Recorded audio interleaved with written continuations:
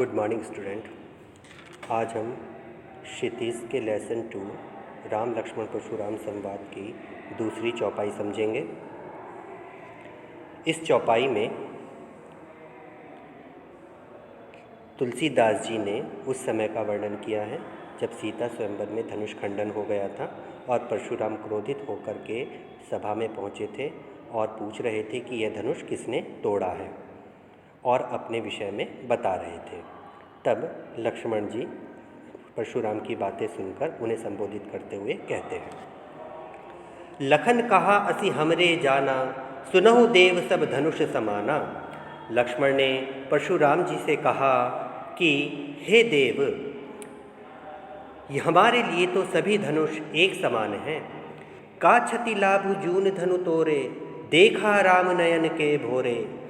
कि इस पुराने धनुष से क्या क्षति और क्या लाभ, अर्थात इस पुराने धनुष के टूट जाने से किसी को क्या लाभ होता और किसी को क्या हानि होती। देखा राम नयन के भोरे, श्री राम ने तो इसे नया समझ करके देखा भर था। छुअत टूट रघुपति ना दोसु, यानी रघुपति श्री राम, छुअत माने छूते ही, यह तो श्री राम के छूते ही टूट गया। मुनि बिनु काज करो कत रोषु, हे मुनि आप तो अकारण ही क्रोध कर रहे हैं। बोले चिते परसु की औरा, और परशुराम जी लक्ष्मण की ऐसी बातें सुनकर क्रोधित हो गए।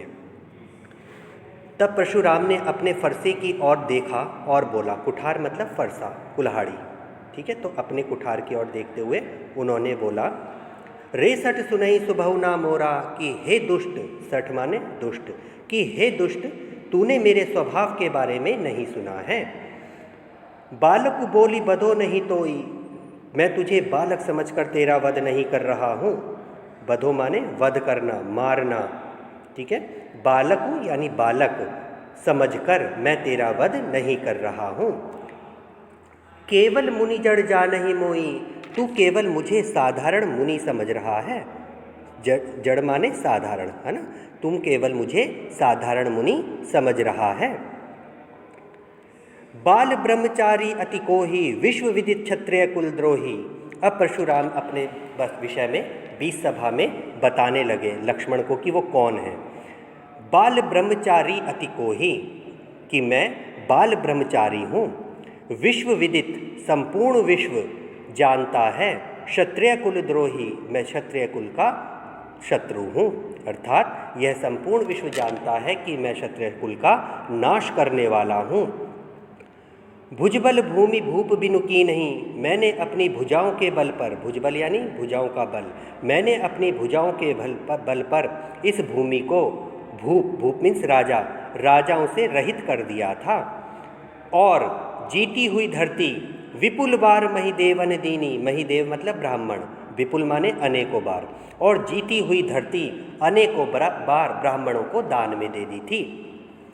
सहस बाहु भुज छेद निहारा, सहस बाहु एक राजा था जो राक्षस कुल का था, उसकी 1000 भुजाएं थीं, इसीलिए उसको सहस्र बाहु कहते हैं। 1000 को संस्कृत में सहस्र कहते हैं, ठीक है बेटा।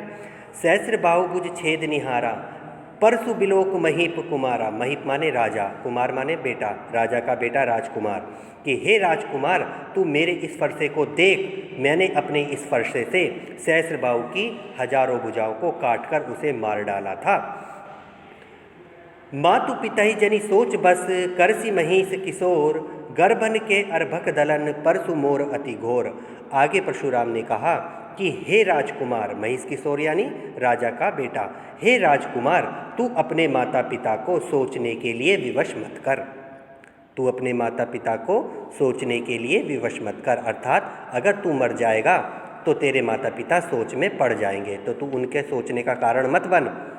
गर्भन के अर्भक दलन, परसु मोर अति घोर, तू मेरे फरसे के विषय में नहीं जानता।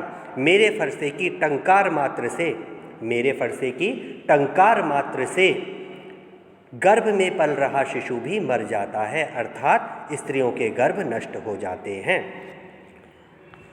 अगली चौपाई है हमारी,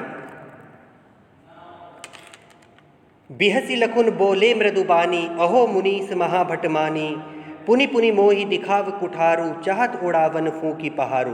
बिहसी माने हंसकर, मृदु माने कोमल, बानी मीन्स वाणी आवाज, महाभट माने महायोद्धा, मुनीसु यानी मुनि परशुराम के लिए प्रयोग हुआ है, अहो माने अरे। अब परशुराम की ऐसी बातें सुनकर लक्ष्मण जी चुप कहाँ रहते, वह हंसते हुए मीठी वाणी में बोले कि अरे मुनि, आप तो बड़े महान हैं। पुनि पुनि मोहि दिखाव कुठारू, पुनि पुनि माने बार बार, मोहि मुझको, कुठार यानी फरसा जो परशुराम का अस्त्र शस्त्र है, ठीक है। तो कहते हैं लक्ष्मण जी कि आप बार बार मुझे अपना फरसा दिखा रहे हैं, ऐसा लगता है मानो चाहत उड़ावन फूंकी पहारू, आप फूंक मारकर पहाड़ उड़ा देना चाह रहे हैं।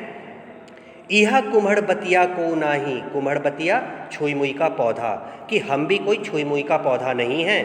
जे तर्जनी देखी मर जाही, जो तर्जनी देखकर मर जाता है, अर्थात ऐसे कहा जाता है कि जो छुई मुई का पौधा होता है, जब हम उसकी तरफ तर्जनी उंगली करते हैं तो वह पौधा मुरझा जाता है, तो यानी वो कोमल होता है, जो दूर के इशारे से ही डर जाता है। तो लक्ष्मण जी ने कहा कि हम भी कोई कमज़ोर नहीं हैं जो आपका फरसा देखने से मर जाएंगे, आपको इस फरसे को हम पर चलाना पड़ेगा। देखी कुठार सरासन बाना, सरासन यानी धनुष, बाण मीन्स तीर, कुठार फरसा, कि आपके हाथों में कुठार यानी फरसा, धनुष और बाण देख करके मैं कछु कहा सहित अभिमाना, मैंने आपको वीर समझा और अभिमान पूर्वक वीरता भरी बातें कही। भृगुसुत समुझि जनेऊ बिलोकी, जो कछु कहो सहो ऋषि रोकी, कि हे भृगुसुत, भृगुसुत परशुराम के लिए कहा गया है क्योंकि परशुराम भृगु कुल के थे, ठीक है, उनके पूर्वज भृगु थे, तो इसलिए उन्होंने कहा कि हे भृगुसुत, आप अपने क्रोध को मत रोको, अगर कुछ रह गया है तो वो भी कह लो और मेरी बात सुनो। सुर महिसुर हरिजन अरुगाई, सुर यानी देवता, महिसुर यानी ब्राह्मण, हरिजन भगवान का भक्त, अरु माने और, गाय माने गाय। तो कहते हैं लक्ष्मण जी कि हमारे कुल में देवता, ब्राह्मण, ईश्वर के भक्त और गाय पर वीरता नहीं दिखाई जाती। सुराई माने होता है वीरता, सुराई माने वीरता, इन पर हम वीरता नहीं दिखाते हैं, अर्थात इनसे हम युद्ध नहीं करते हैं। बंधे पापु अपकीरति हारे, मारत हूँ पापरई तुम्हारे, अगर हम इनका वध कर देते हैं तो पाप लगता है और हमारे कुल का अपयश भी होता है। यदि हम इन्हें मार दें तो क्या होता है, हमें पाप लगता है, और यदि हम इनसे हार जाते हैं, पराजित हो जाते हैं, तो हमारे कुल का अपयश होता है, इसीलिए हम इनके साथ युद्ध नहीं करते हैं। कोटि कुलिस सम वचन तुम्हारा, व्यर्थ धरऊ धनु बाण कुठारा, कि आपके तो वचन ही इतने कठोर हैं जिन्हें सुनकर लोग वैसे ही मर जाएंगे, आपने तो व्यर्थ ही, बेकार ही ये धनुष बाण और फरसा अपने हाथों में ले रखा है। अर्थात इस प्रकार वह परशुराम पर उपहास कर रहे हैं, उनका मजाक उड़ा रहे हैं। जो बिलो की अनुचित कयु, क्षमऊ महामुनि धीर, आगे लक्ष्मण जी ने कहा कि हे महामुनि, आप धैर्य धारण करें अगर मैंने कुछ गलत कहा हो।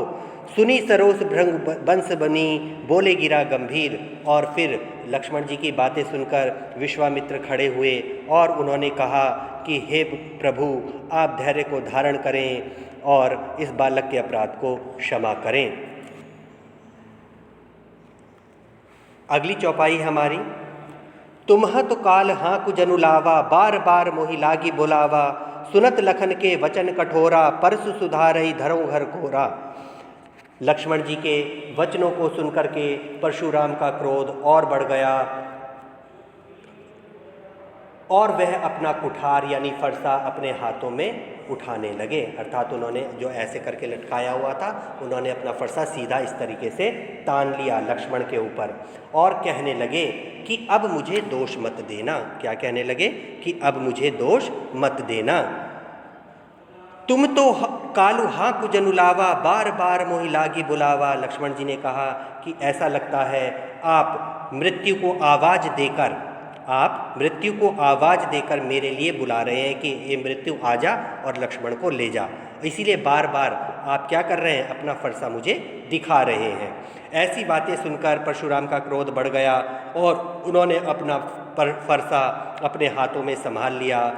अब जनि देई दोष मोहि लोगु, कि हे लोगों, यहाँ उपस्थित जितने भी राजा हैं कोई भी मुझे अब दोष ना दे। कटुबादी बालक बद जोगू, और ये जो कटु बालक है यानी कड़वे वचन बोलने वाला ये जो बालक है ये मरने योग्य है।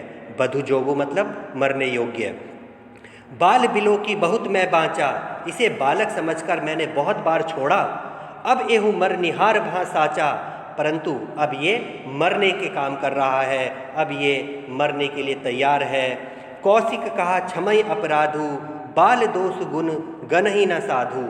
जब परशुराम का क्रोध विश्वामित्र ने देखा तो वह खड़े हुए। कौशिक यहाँ पर किसके लिए प्रयोग हुआ है? कौशिक विश्वामित्र के लिए प्रयोग हुआ है। तब विश्वामित्र खड़े हुए और बोले कि हे मुनि, इस बालक के अपराध को क्षमा करें। बाल दोष गुण गण ही न साधु, जो सज्जन लोग होते हैं, जो साधु लोग होते हैं, वह बच्चों के दोषों को नहीं गिनते हैं। और आप तो महान मुनि हैं, आप इस बालक के दोषों को क्यों गिन रहे हैं? आप इसके दोषों के लिए इसे क्षमा करें। खर कुठार में अकुरन को ही, आगे अपराधी गुरुद्रोही। उन्होंने कहा कि मेरे आगे मेरे गुरु का द्रोही खड़ा है। क्या कहा उन्होंने? कि मेरे आगे मेरे गुरु का द्रोही खड़ा हुआ है। उत्तर देत छोड़ू बिनु मारे, केवल कौशिक सील तुम्हारे। कि हे कौशिक, हे विश्वामित्र, तुम्हारी शालीनता के कारण इसे बिना उत्तर दिए मैं छोड़ रहा हूँ। किसे? लक्ष्मण जी को। वरना लक्ष्मण ने क्या किया है? मेरे गुरु का अपमान किया है। कौन उनका गुरु कौन था? परशुराम के गुरु कौन थे? भगवान शिव थे। और भगवान शिव के धनुष का खंडन हो गया था, तोड़ दिया गया था। इसीलिए उन्होंने क्या कहा कि लक्ष्मण उनके गुरु के द्रोही हैं, दोषी हैं, फिर भी वो उसको उत्तर दिए बिना यानी उसको मारे बिना इसलिए छोड़ रहे हैं क्योंकि हे विश्वामित्र, तुम्हारी शालीनता के कारण मैं इस बालक को छोड़ रहा हूँ। आगे वो कहते हैं, नाते एही काटी कुठार कठोरे, गुरही उरिन होते श्रम थोरे। वरना अभी मैं अपने कुठार से इसका वध कर देता और अपने गुरु के ऋण से भी मुक्त हो जाता। किसने कहा ये? परशुराम ने कहा कि अगर मैं अभी लक्ष्मण को मार देता और अपने गुरु के ऋण से भी मुक्त हो जाता। गादी सुनु के हृदय हसी, मुनई हरे हरि सूज। आय मैं खांड ना उख महे, अजऊ ना बूझ अबूझ। अब विश्वामित्र मन ही मन हंसने लगे। और गादी सुनु किसे कहा गया है? यहाँ पर विश्वामित्र को कहा गया है। तो विश्वामित्र मन ही मन मुस्कुराने लगे। क्यों मुस्कुराने लगे? वो कहते हैं, मुनहि हरि हरे सूज। मुनि यानी परशुराम को, हरियर हरियरे, हरियरे का मतलब हरा ही हरा, सूज मतलब दिख रहा है। कहते हैं ना सावन के अंधे को हरा ही हरा दिखता है। तो उस वाली कहावत को उन्होंने कहा कि मन में हंसते हुए विश्वामित्र सोच रहे हैं कि परशुराम को चारों तरफ हरा ही हरा दिख रहा है, अर्थात वह केवल अपने आप को ही वीर पुरुष समझ रहे हैं। आय मैं खांड ना उखमय, अजऊ ना बूझ अबूझ। वह श्री राम और लक्ष्मण को गन्ने से बनी हुई मीठी शक्कर समझ रहे हैं। वह श्री राम और लक्ष्मण को गन्ने से बनी मीठी शक्कर समझ रहे हैं कि मुंह में रखेंगे और घुल जाएगी। वह यह नहीं जानते कि राम और लक्ष्मण लोहे से बने मजबूत वीर हैं जिन्हें कोई पराजित नहीं कर सकता। तो बेटा ये थी हमारी चौपाइयाँ लेसन 2 की। बाकी चौपाई आप लोगों को मैं अगली वीडियो में भेजूँगा। God bless you.